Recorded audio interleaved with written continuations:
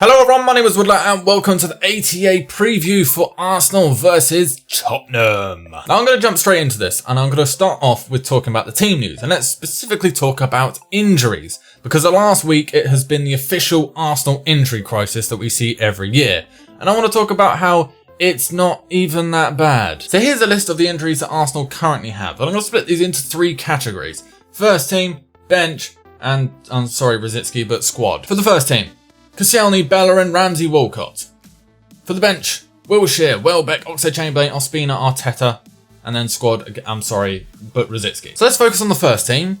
Koscielny, Bellerin, Ramsey, Walcott. Koscielny is an 80%. He might actually be able to play on Sunday. Bellerin and Ramsey will be available after the international break, and Walcott should be back just after the international break. Now let's look at the bench. We've got Welbeck and Wilshere. Those will probably be out until 2016. Then we've got Oxlade-Chamberlain, who should be back after the international break. And then Ospina and Arteta are actually returning to training at the moment, so they could potentially be available for Sunday as well, but they'll definitely be back after the international break. And finally, squad player Rosicky. We're a little confused over what's going on with him, but it sounds like he might be in the same vein as Welbeck and Wilshere, so maybe he's 2016 as well. Out of all those injuries, for the most part, there's only one game left until the majority of them return. And out of the important ones that we miss, likes of Koscielny, well, we've got Gabriel who can cover. Bellerin, well, alright, despite the hate that's for him, Debuchy is definitely an adequate replacement. For Walcott, I mean, we've got Olivier Giroud, and the two sort of interchange anyway, so it's still not that big a deal. And then Ramsey, well, we know we have a lot of problems on the right wing, but we still have enough quality on the pitch to be able to get wins regardless. And it's still only for one game. So this injury crisis, Malark, is a load of rubbish in my opinion. So the majority of players return after the international break, but what about the games coming up after that? Are there going to be some tough fixtures that we need to quickly get them up to speed in? No, not really. I mean, the Champions League games are the biggest, and we start off at home to Dynamo Zagreb with that, and that should be a game we should be able to win.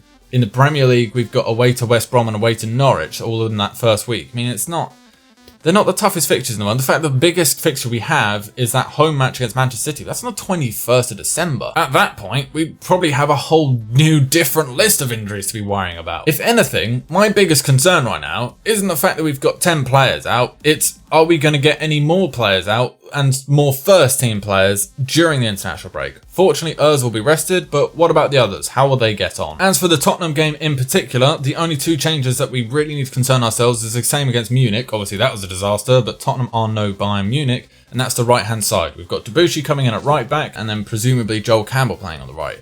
The rest of the 9 players are exactly who you would want on the pitch.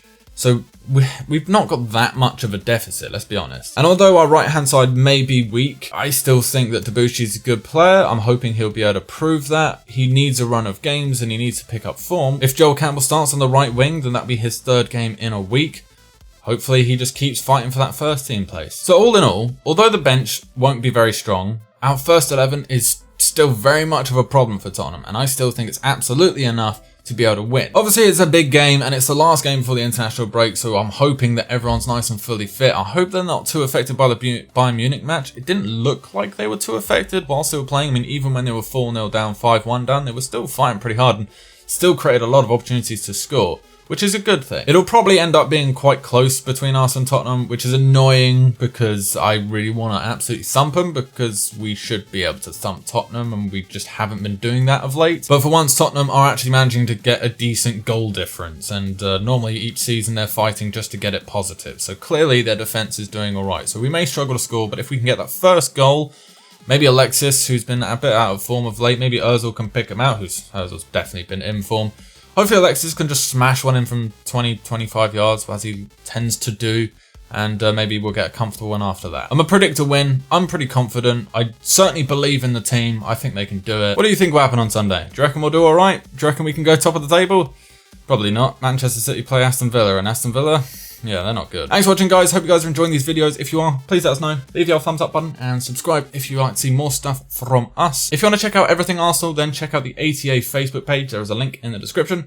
And if you want to check out my channel, there's another link in the description, and there's an annotation on the screen now. Thanks for watching, guys. Fingers crossed for Sunday. Come on, you Gunners. I'll see you. My camera cut out right at the end there. That was cool. I will see you guys on Monday. See ya.